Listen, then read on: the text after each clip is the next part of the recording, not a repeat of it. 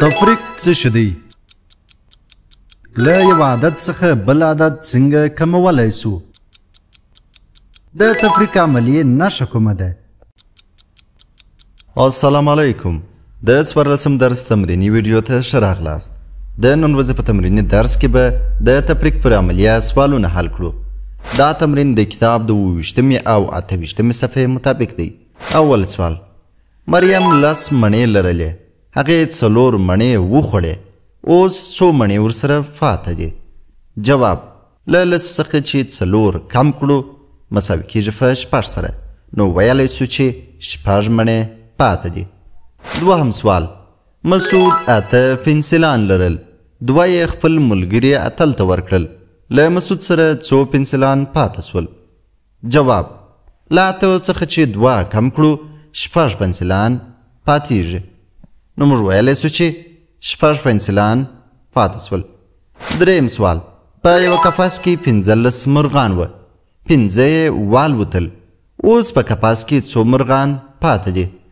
جواب: له 15 څخه چې 5 کم کړو نو 10 پاتېږي. په جواب کې موږ تاسې ویلی سو چې 10 مرغان پاته دي. څلورم سوال: له لیمې سره $20 وه، هغه $12 د کتاب لپاره ورکړل، اوس له لیمې سره څو $12 پاته دي؟ جواب: له 20 څخه چې 12 کم کړو 8 پاتېږي، نو موږ ویلی سو چې اوس له لیمې سره $8 پاته دي. پنځم سوال: په یوه المارۍ کې 18 کتابونه وه، 9 یې ورڅخه واخیستل سول، اوس څو کتابونه پاته دي؟ جواب: له 18 څخه چې 9 کم کړو 11 پاتېږي، نو ویلی سو چې 11 کتابونه پاته دي. شپږم سوال: له محمد سره 9 ګینونه وه، 3 یې خرڅ کړل، څو ګینونه ورسره پاته سول؟ جواب: له 9 څخه چې 3 کم کړو 6 پاتېږي، نو ویلی سو چې له محمد سره 6 ګینونه پاته سول. اووم سوال: په ټولګي کې 25 زده کوونکي وه، 10 یې د ساینسي تجربو لپاره لابراتوار ته ولاړل، اوس څو زده کوونکي پاته دي؟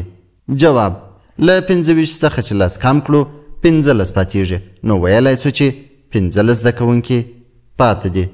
اتم سوال: زهرا 10 ماهیان نیولي ول، 12 یې بیرته سیند ته وریله کړل، څو ماهیان ورسره پاته سول؟